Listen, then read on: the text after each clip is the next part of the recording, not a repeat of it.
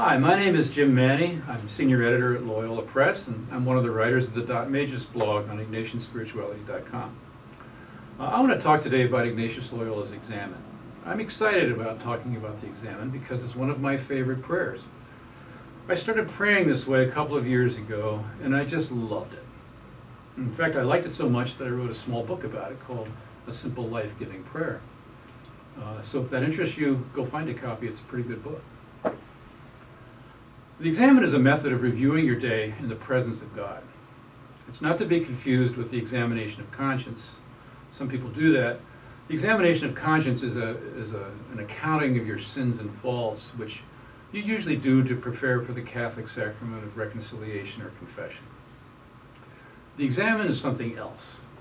It's a way of looking for the signs of God's presence in the events of your day, even in the small things like a meeting at work that goes well, unexpectedly well, a walk in the park, lunch with a friend.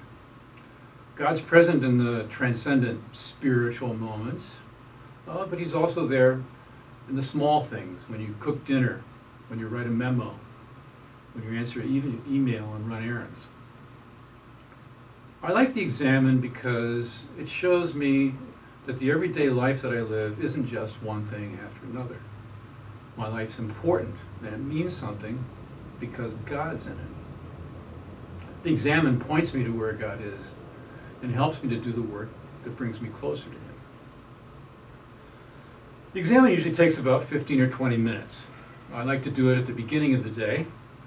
Many people pray it at night before they go to sleep. Some people pray it at noontime in the middle of the day. But really, you can pray at any time.